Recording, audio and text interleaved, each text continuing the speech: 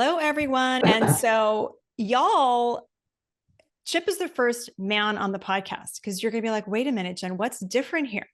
There is a man on the podcast. And so, Chip, if there was going to be one guy on the show, you were going to be the one because I've been stalking you on LinkedIn. I've known about everything you've done just because as we were chatting offline, I've been in travel and hospitality is kind of how I started my PR firm. So I always knew who you were and kind of checked in with what you were doing. And of course, now that you are basically the king of midlife, there was no question that I had to have you on the show. So, for those of you who might not know who Chip is a hospitality industry maverick. He is a New York Times bestselling author. And here's one of the books here, Learning to Love Midlife, which we're going to get into today. He's the founder and CEO of Modern Elder Academy, which is the world's first midlife wisdom school. And he's an all around badass. And I want to say you're one of the most authentic men I've come into contact with because and I don't blow smoke up anybody's ass on this show. You truly speak from the heart and you tell it like it is. And you're so raw and real in the book and even on LinkedIn is where we first started connecting.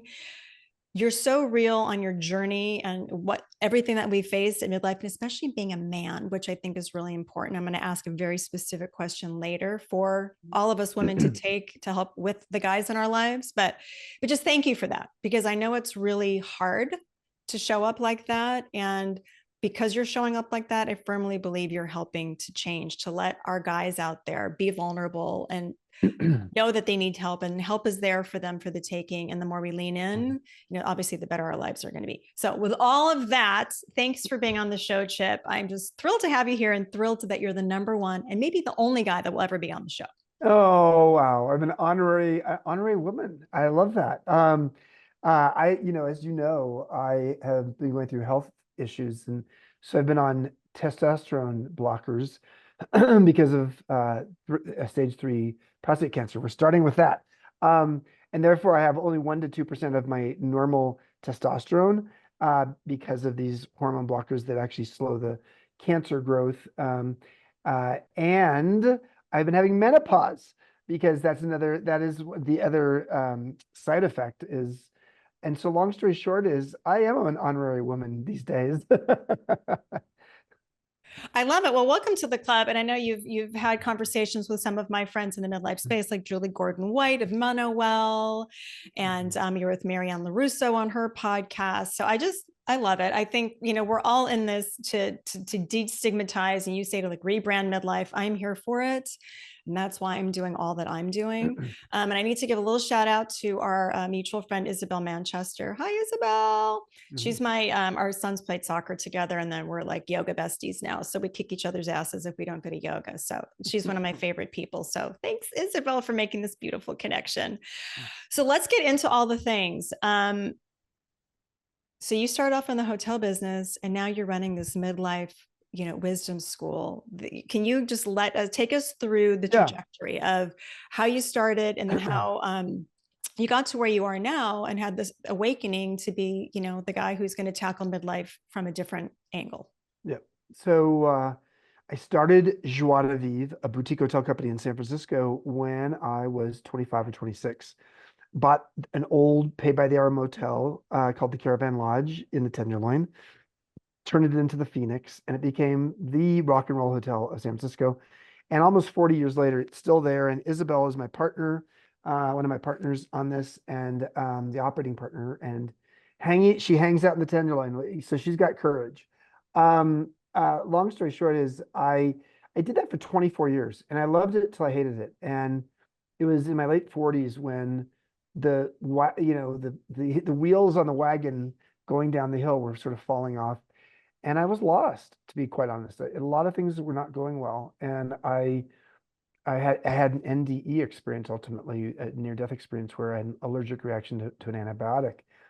And that's when I sort of realized, like, oh my God, midlife sucks. And, I guess I'm having my midlife crisis. And I lost 5 male friends to suicide, age 42 to 52 during this time. So long story short, I was in this place of thinking, oh man, how am I going to get to the other side of it? And I was able to get to the other side, but I think the NDE helped. And at age 50, I had ended a long-term relationship, gotten my foster son, adult African American foster son out of prison. He had wrongfully been there. Sold my company, no longer in the kind of role that had defined me for 24 years.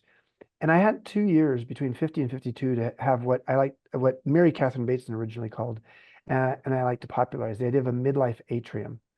So the midlife atrium is the idea that instead of, if we're living longer, instead of having two additional bedrooms in the backyard of life, as if you're going to be old longer, instead, let's re-architect your life so you're just in midlife longer.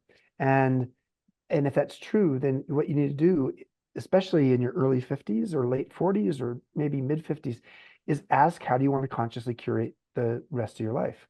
And so I spent 2 years doing that. I loved it. And I all of a sudden I went from being in this place of like crisis to chrysalis and I realized maybe midlife is a chrysalis, not a crisis. And it's that, in between stage between caterpillar and butterfly.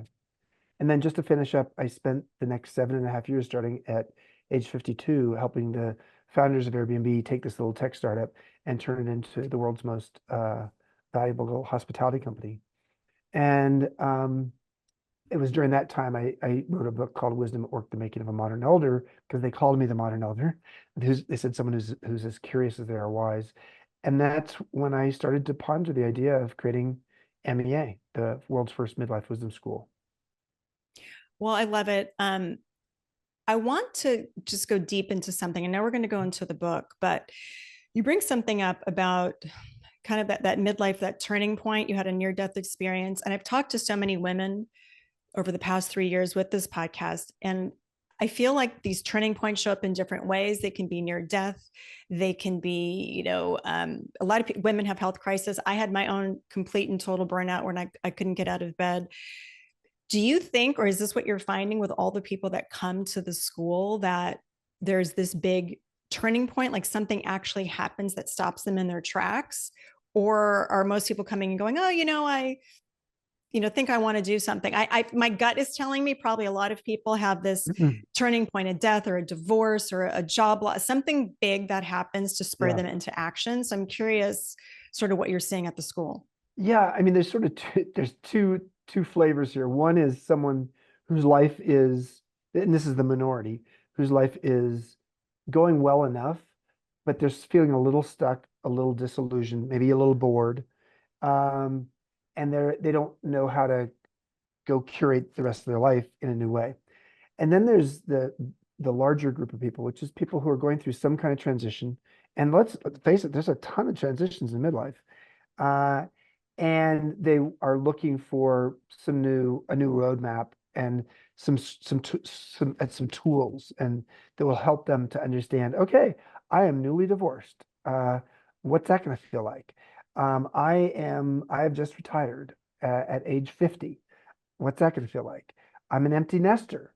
I don't, my husband and I are like just getting to know each other again because we had 3 kids and now we're realizing we don't know each other. So there's a lot of things that happen, parents passing away. And so that's the primary reason people come, is because they're going through some kind of transition. And that's why one of the 3 key pillars of the program is navigating transitions. But the umbrella of the whole thing, and the other two are cultivating purpose and owning wisdom. But the overall umbrella of the program is really the idea of how do we reframe our relationship with aging. And Becca Levy at Yale has shown that when you shift your mindset on aging from a negative to a positive, you gain 7.5 years of additional life, which is more life than if you actually stopped smoking at age 50 or started exercising at age 50. So this is a big deal, and we are sort of the living laboratory for her academic research. I read that when I read that in the book, maybe I kind of knew something, or I didn't know that exact stat, and it kind of just stopped me in my tracks because I've heard that, being in community and having community and connection sort of supersedes, like if you're obese or if you're a smoker. I saw a TED talk Exactly. on that. Yep. But to the reframing the aging, I don't think I'd ever heard it that way. And let's dig into that, because I'm all, you're not too fucking old. That's my that's my mission, because it Yeah. really is it's so easy and it's so hard at the same time because women come to me and they're like, Jen, I just don't want to turn 50. I'm scared to turn 50. And it's layered for all of us. And it's really heavy for women turning 50, as I'm sure you know and see with everyone who you come into contact with because of what society has told us, right? Last weekend we had someone who won a contest. So we did a contest called Life Begins at 50, and we had 160 people write essays, 500-word essays about why they deserve to actually have their birthday party, their 50th birthday party at our new MEA Santa Fe campus. And this woman, Gabrielle, won. And she just had 8 friends, or the 8 of us, 8 of them here and had their 50th birthday party at MEA. So the idea of looking at menopause or even divorce, we need to have rituals. We need, you should have it like if you're going through menopause with and other women are doing the same thing, have a menopause party, have a divorce party, have an empty nest party. In this case, have a 50th birthday party and go through something together that allows you to feel a deeper sense of connection. Oh, I love hearing that. And, I just started kind of getting into this work a few years ago, and I'm 55 in November. You But look so when good, I girl. You look good. well, thanks, Chip. You are my new guy, BFF. Yeah. Thank you. Thanks, doll. So yeah, 55 this year. And I firmly believe I feel like I look younger even than I did 10 years ago when I went through my whole midlife bust up. And I'll tell you about that, the Cliff's Notes version, because I think there's a story in here for you to also talk about the Chrysalis, because I know that's a big Mhm. part of the book. Um, I was like, do I tell people I'm 50? Do I put that on Instagram? Do I have a 50? I had a huge 40th birthday party in the Mission District and I had everybody there and I like was, personalized everything. But 50 and for me to not have a party because I'm a party girl. It was big. And I look back on that and I give that girl compassion because it does take time to kind of unpack. Mm. Um so I want to talk about this age fluidity. Yeah. Before I forget, I have to say this to you because I know I'm going to forget how to write this down because I've quoted you on this podcast saying this. It was something you wrote in LinkedIn post like maybe a year or so ago. You had said, I am every age that I've ever been. And that just hit me over the head because I was like, just kind of unpacking, what it means to be over 50. And I'm like, but I feel like sometimes I'm 16. I'm with my Yeah. son listening to Pearl Jam and I'm 22. But when I'm helping a client, I'm every day of my age when I'm using all my wisdom to help a client. So, we all go back home to visit our parents. We're like 15. So I found that concept fascinating. So can we talk about like you mentioned a couple of things like we're every age that we've ever been, talk about age fluidity and also adolescence. I feel like they're all kind of combined, but let's dig into that because we want people to know they're not too fucking old and age does not define us. No, I mean, to be age fluid means you're not defined by your chronological age or Yeah. your generation. Now, let's recognize that we are moving to a more sophisticated idea of age, as if there's not just one age. So chronological age means, when your birthday is. But biological age means, you could have a biological age for your heart or your liver or your pancreas. I mean, they now actually can tell you these things. So there's a biological age. There's also a psychological age. There's also a cognitive age in terms of how fast is our brain aging. So long story short is, just having a chronological age alone feels limiting. But the other thing that's really interesting is that we are all the ages we've ever been. We know what it feels like. This is why, as we get older, we have the wisdom of every age we've been in. If we've metabolized it, that doesn't necessarily mean a 70-year-old's wiser than a 30-year-old. If the 30-year-old has been actively developing his or her wisdom and the 70-year-old hasn't, well, then the 30-year-old might be wiser. But the raw material of wisdom is life lessons, and you have more life lessons when you are older. So long story short is to be age fluid means that you have the ability to think of your age as being a wardrobe or a costume that you can put on or take off, depending upon whether you're going to Burning Man or whether you're giving the eulogy to a friend's at a friend's funeral. Okay, that's age fluid. I'm sorry, yeah, age fluid, and you're all the ages you've ever been. I think those are sort of similar. Midlife Chrysalis really is just trying to rebrand the idea that what if midlife is, yes, we know the U curve of happiness research does show between 45 and 50, it's the low point of life satisfaction for adults. Um, but on the other side of 50, people get happier with every decade. So if that's true, then maybe, midlife, the core of midlife, around 45 or 50 or early 50s, is a time of being in the chrysalis. And it's a metamorphosis time. It's a time when the caterpillar is turning into butterfly. And if that is true, then we need to maybe own this and say, like, okay, midlife has its downsides, but guess what? If you can get through those, on the other side of it, people get happier and happier. And people in their 60s are happier than 50s, 70s, happier than 60s, and women in their 80s happier than 70s. So long story short is these kinds of things, this kind of data is just not out there. We have a very ageist message in our society. And as I talk about in the book, it's like our body and our looks and our beauty and our brawn, that's what defines how people see us. And that's how we define, whether we have value. The truth is, what's most important as we get older is not necessarily to remain youthful. And I'm not saying you shouldn't do the cosmetic things to make yourself stay looking young. Perfectly fine to do that. But if you're spending all of your time on that and you're obsessed by it, man, are you going to be upset, over the course of time. So what we really need to do is like look at it and say like, okay, well, yes, I am getting older, but I'm also getting better in all these other ways. I'm getting better when it comes to my emotional maturity, in terms of my spiritual curiosity, in terms of my relational health, in terms of my social relationships. I'm more culturally curious. I am more able to tap into my intuition. And so what I really wanted to do with the book was to help people to see like, yes, there's some things that get worse with age, but there's a ton of things that get better with age. And we have not given enough attention to that, which is why I branded this idea of pro-aging as opposed to anti-aging products, services, and messages. I love it. Yeah, there's so much here because everyone knows this is a podcast about midlife. The attitude is the biggest thing. If you would have told me even 8 years ago that I wouldn't care anymore about sort of the physical appearances of having to work out like maybe once or twice a day, and there's this whole thing that I look back on, I'm like, God, if you would have said now that I exercise, I just don't care like I used to, right? Yeah. I care about my appearance only in the sense that, I'm going to get up, I'm going to look nice for you today because I'm not going to show up and be just, but I don't live my life by it. And, and that's just especially for women, what we've been taught, even for guys, it's like, look good and this and that. I have a 19-year-old son. He's got his colognes and he's like, Mom, you like my fit? Like you can very much see, I mean, we're all puffing out, when we're peacocking is the word I'm looking at. Or younger.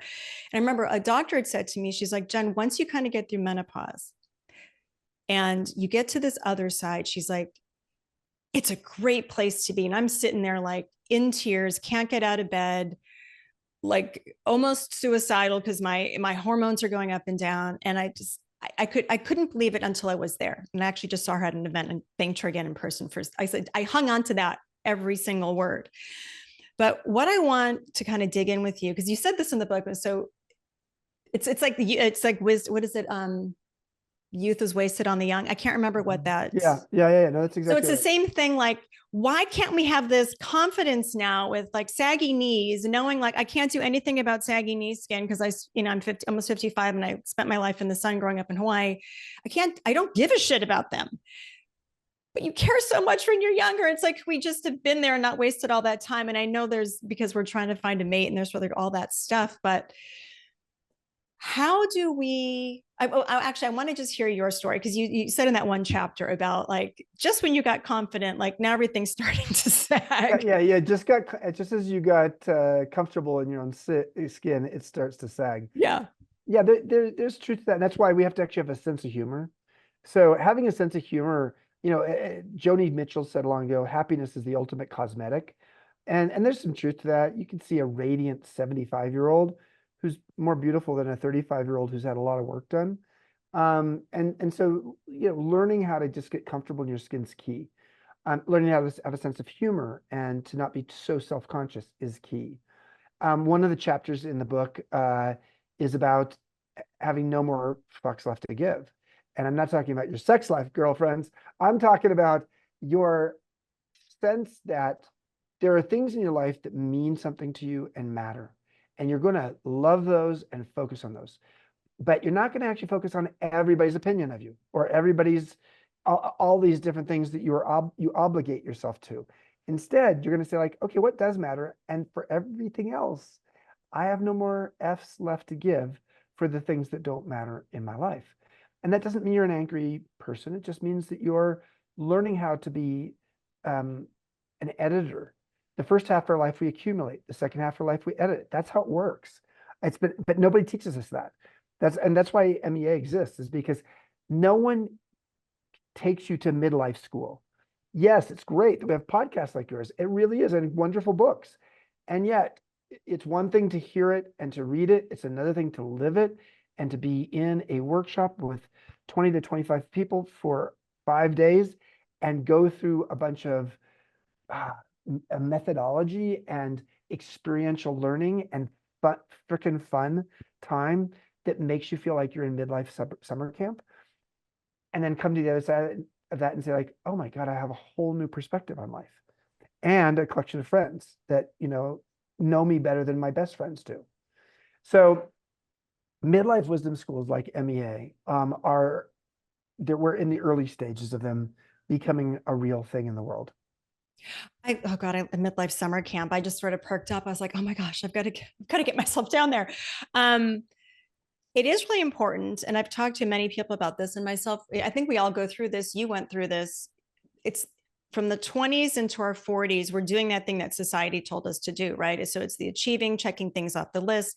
We're building. Some of us are, they're getting married and having kids and da da da da da.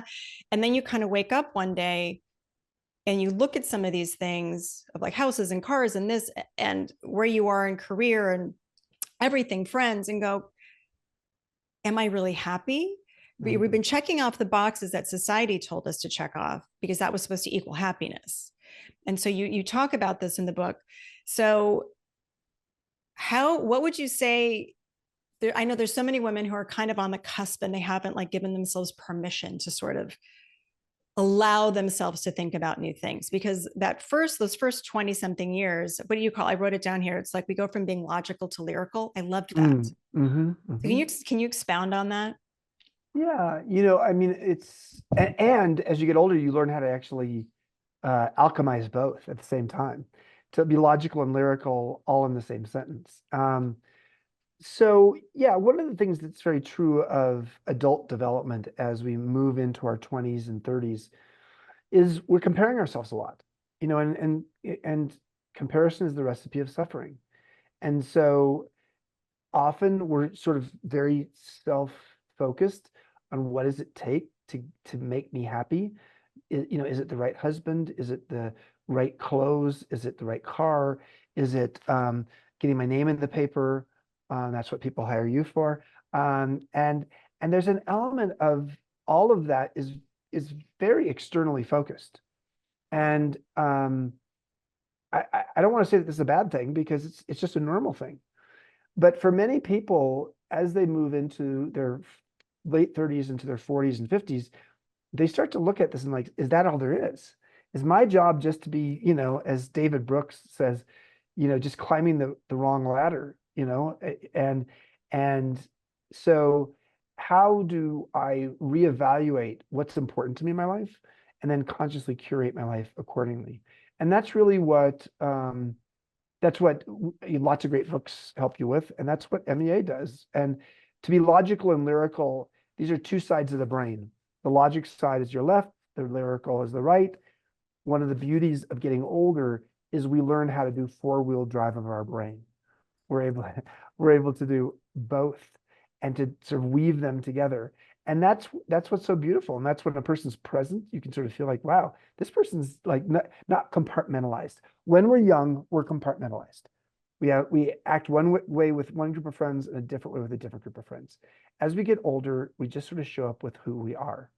And we are the combination of introvert and extrovert, gravitas, depth and levity, humor and lightness, male and masculine and feminine, curious and wise.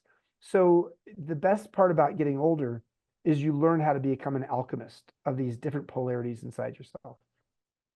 Oh my God, I love this. I love this. I love this. A couple of things popped up for me because I work with a lot of women. So, I'm currently running a mastermind right now. Everybody who works with me, I naturally attract like women late 40s, 50s, and that's by design.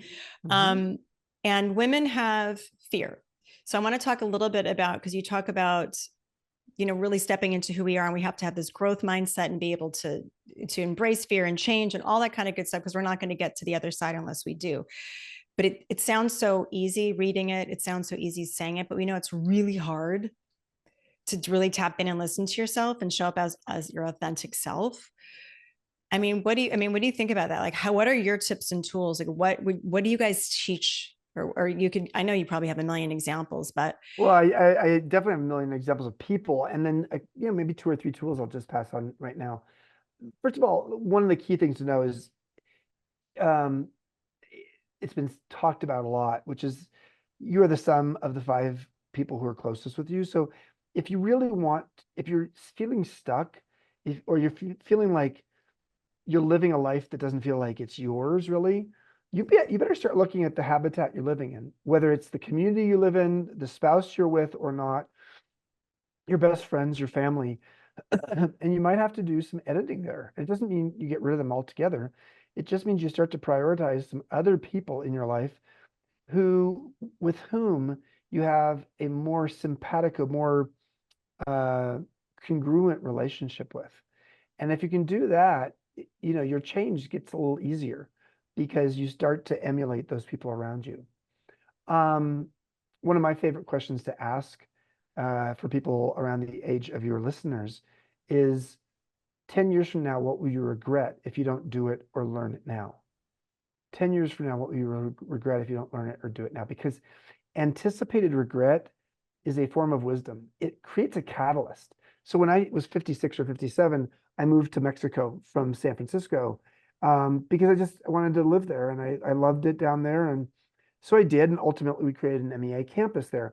But soon after I moved there, I realized like, oh my God, I feel too old to learn Spanish.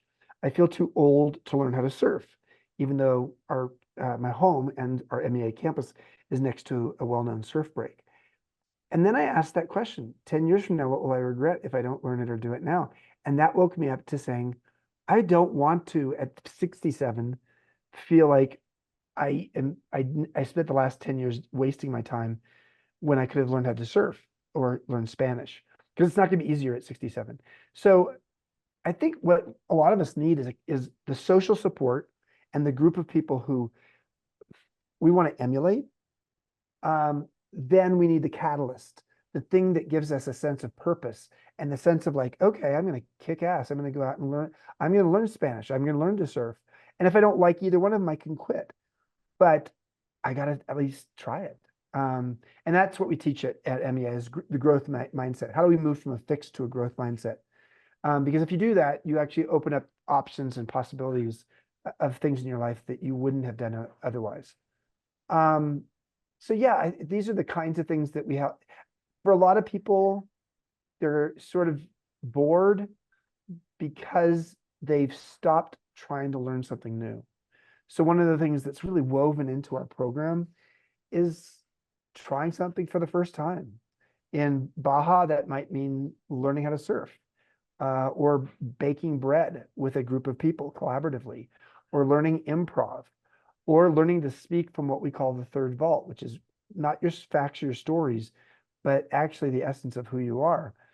In Santa Fe, it might be learning to paint or learning equine assisted learning, learning how to a horse mirrors your emotions, uh, learning how to do some mega hiking because on our campus we have dozens and dozens of hiking, mountain biking, and horseback riding trails.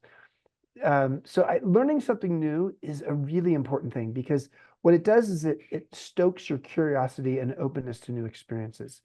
And those two qualities, curiosity and openness to new experiences, are positively correlated with living a longer, healthier, happier life.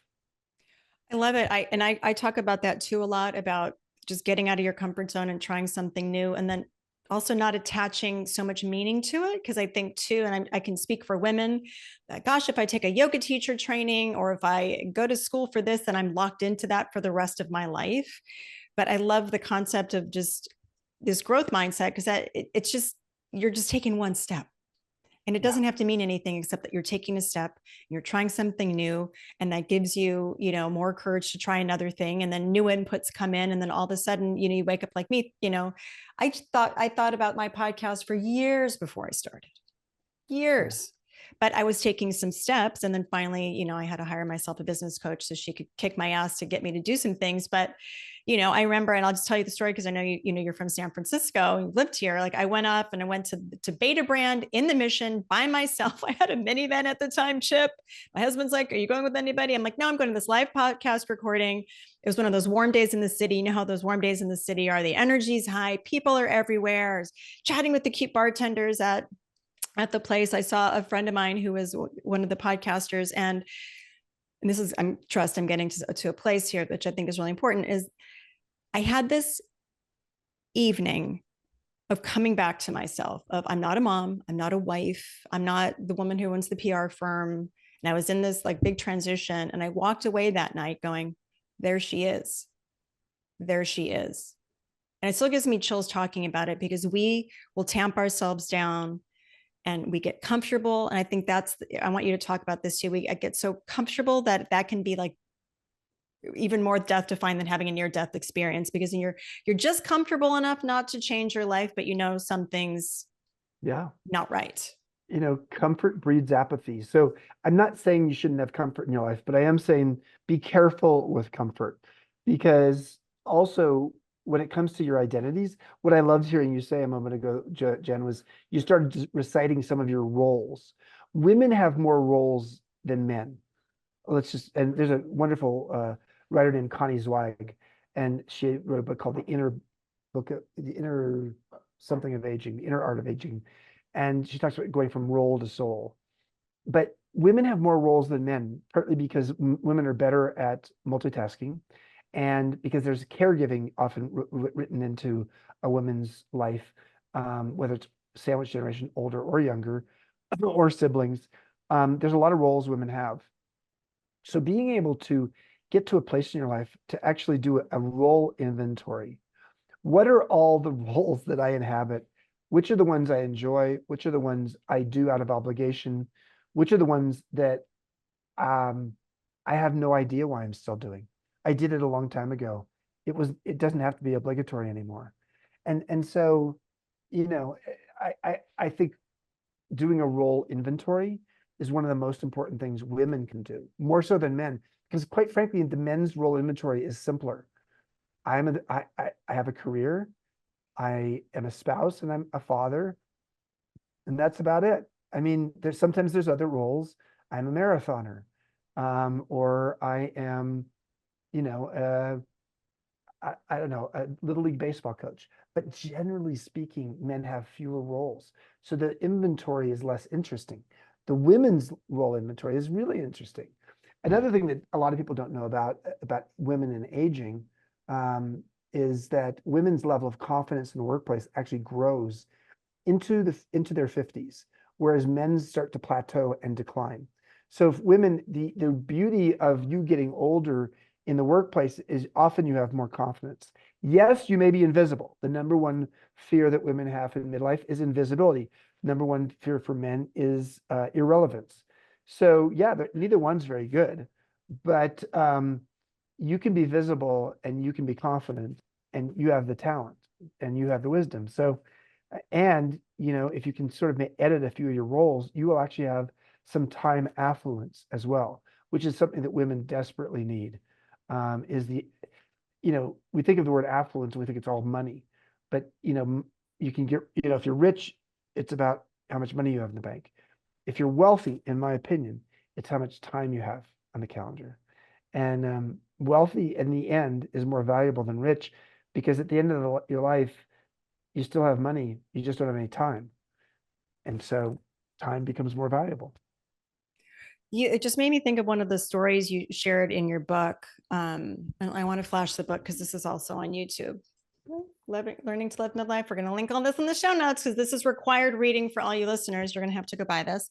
There was a gal who, I can't remember what kind of career she had, and she really downscaled. And I think she was, oh God, now why is the anecdote? She stripped down her life. I think she was like going to be a comedian or an actress or something, but she scaled everything back, went from like the house to like the small apartment, and like might have moved out of the city. And I apologize. I just actually read this little anecdote this morning and I highlighted it because I thought it was so great. And it was the courage to go after what you wanted in this realm of being wealthy, because of the time doing what you want and stripping away. Actually bring up a lot of stories like this where people feel crushed by the burdens of the modern trappings of the house and the cars and this, and like just scrambling to keep that going versus following your heart and passion.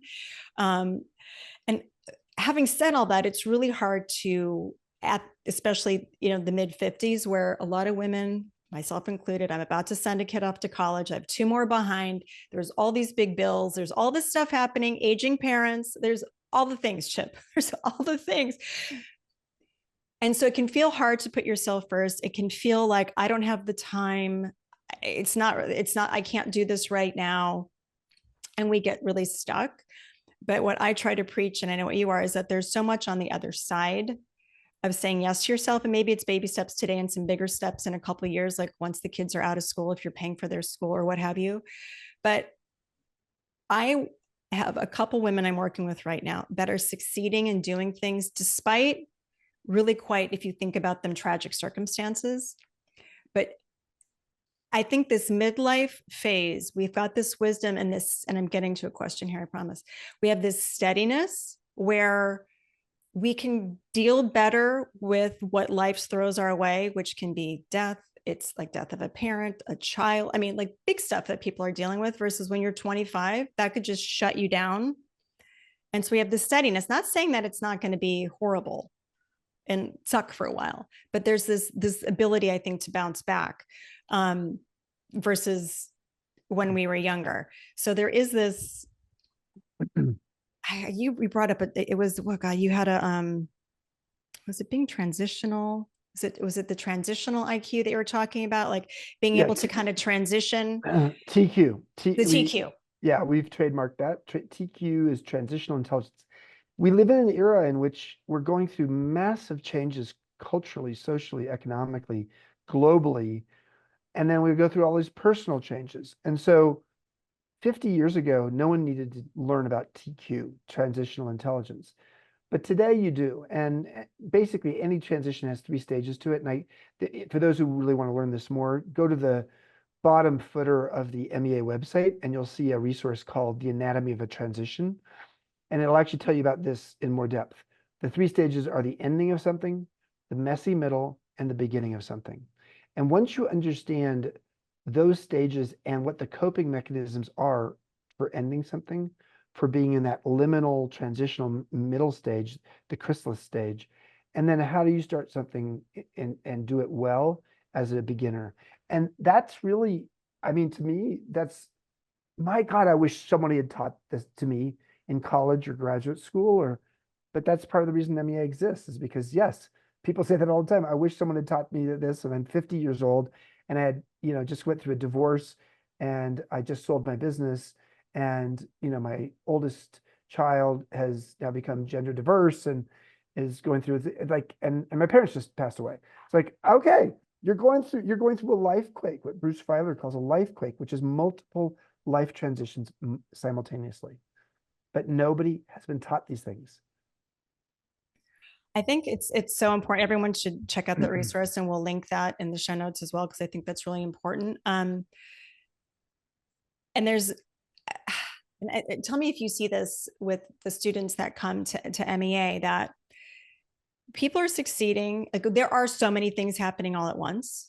Like I have somebody that I'm working with right now that, I was crying when we were doing her photo shoot because, well, there was a 6-year-old photographer. There's me who's almost 55. She's launching her business for the first time on her own, a divorce, a death. And I was like, everyone coming together to do this. And she's doing it despite the odds. And I think that comes with midlife. And we were all kind of teary-eyed about it. And I said, this is the beautiful piece of it. It just doesn't feel like Like it's the perfect storm. I don't know anybody who isn't going through some type of a storm, if it's with parents and kids and all that you just mentioned. But I love this framework of this transitional, to understand that we're doing it and then we're going to get to the other side. Mhm. Um, oh God, we're all going to have to take a field trip. We're going to have to take a field trip down to Let's MEA. let's do a Jen private retreat with you and your listeners and friends. We do that all the time. I mean, we the other thing that I think I've learned at MEA is just the value of moral beauty. You know, moral beauty is when you show up and you see someone who's courageous, kind, compassionate, resilient, has equanimity in their relationships, and you realize, oh my God, I can be that too. And that's really what we need more of. We live in a very, as you know, a polarized society, and our, worst behavior as opposed to best behavior, and a tendency to assume worst intentions as opposed to best intentions. And all of that has led us to a state of realizing that how could we actually be in awe of each other, and how could we astonish ourselves? And that's what we need for the person who's in midlife, who's bored. Hey, that's a great question for you. How might you astonish yourself in a way that actually would make your life better? Oh God, I just got chills. And you made me think of something. I do a lot of events and okay, so we're going to take it off the vision board and we're going to do a retreat. We're going to do a retreat. We'll have to Uh, pick which one to come to. We're going to do a retreat that you're not too fucking old, hot pink retreat. And we're going to, come back to ourselves. And I started doing events years ago, just on a hunch that people, and you mentioned this too, like we've been disconnected for a long time. And it's before social media, everyone is feeling disconnected. I think social media, for as much as it's made it feel better, it's made it worse. It's like this balance of, it's a fake connection. And I have people telling me all the time, like, I cannot do another Zoom. I cannot do another group, anything. I need to be with people. I feel that. Um, and when I do bring women together, it never fails. I mean, we're crying, and you said this, like we need to be in company of each other yeah. to see what's possible and to be in that energy, because it can be fucking hard. It is hard, but it Mhm. doesn't have to be so hard. And so we can do it so much better when we're together. And I go deep really quick with people. I know you go deep with everyone there. Actually, it's really, I have to just tell you a funny aside. So Dan Cressman, who went to your retreat with Michael Franti. Yep. So I go to Susan Hauser's yoga studio. That's where Isabel and I practice yoga. So she plays the song that Dan Oh. wrote in your class with Michael Franti about Susan Hauser's yoga, blah, blah, blah. So as an aside, like, I don't even know how old Dan is. Like he and Victoria are ageless to me because of how they live their life. And, I'm friends with their daughter. I'm friends with Victoria. So it's like, I just love all of this so much. We have to be in community together and kind of widen the aperture of our friends and who we're hanging out with, like you said. One thing I wanted to mention too, because you mentioned somebody who could be like in their 70s or 80s, like looking beautiful and radiant because beauty comes from within versus somebody in their 30s. And so I just have to share this little anecdote. I just came back from Hawaii where I grew up, and my mom still works. She's 78. She had a heart attack in February. She's fine. Mm. Um, but she was chatting with her colleague. They run a real estate firm, and I was going to be using their office. And I was just standing aside looking at my mom, and everyone thinks my mom is ageless. And my mom is like, I'm gonna start crying, the most amazing woman. Mm. And I was looking at her, you're gonna make me cry, Chip. And I'm No. like, she's 78 and she's doing the thing. She was working within a week of this heart attack. She took care of my dad last year, had all this shit going on, which I think was the reason for this heart attack. And yet it's not stopping her. She's like, why not me? I'm running this office. She loves to mentor people, and she's just vibrating. She hasn't had a lick of anything done. And I'm like, look at her. She's 78. And so I immediately took to everyone. I was writing my mastermind. I'm like, if anything says you're not too fucking old, it's my mom. She's 78. And, she's cooking food every night for everybody, running her business and doing this. And she's the most lovely person, but it comes from within. It Mhm. comes from within. I know you have a class to teach, and I could talk to you for 5 hours. I have to show the book again. Yes. So this is the book, Learning to Love Midlife, and up to 12 reasons why life gets better with age. We've touched on most of them because I wrote my note of the top ones. We can't talk about all of them today. There is one because you're a man and you're a man on our podcast and you do the work that you do, I want to ask a really important question about the guys in our lives. Mm. Because I have not talked about this on the show. And you touched on this, that this kind of the 50 phase. I mean, a lot of stuff goes on. It's a high suicide rate. My husband has Mhm. had actually quite a number of childhood friends and fraternity brothers commit suicide. It's actually quite Yeah. staggering and Yeah. astonishing. Um, and it's heartbreaking. But I know a lot of our men feel lonely and they're struggling. And unlike women, we tend to get into Mhm. community and talk more about it. So Chip, what can we do to help our guys navigate midlife? Send them to MEA. Um, yeah, you've pointed out something that's very interesting. And what I've seen at MEA with the men who come is just how transformative it is to have real conversations. For women, girls were socialized to be vulnerable and to be open to sharing, what's going on in their life and to maybe seeing their friends as like an emotional insurance policy. For men, it's more like there's a lot of posturing going on. There's a lot of feeling like, okay, where do I fit on the pecking order? That's for women too. But for the men's side of things, if they're not feeling good on the pecking order, they just get silent and live a life of quiet desperation. And long story short is the most important thing we can do for our men is to respect when they're going through a difficult time.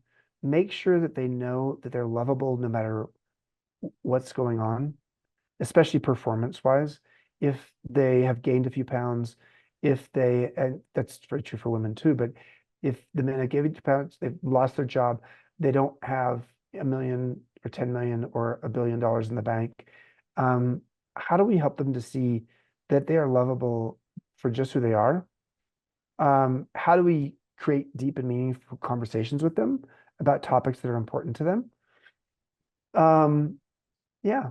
And then how do we help give them a sense that being vulnerable is courageous? Brené Brown is a friend and been a big supporter of MEA.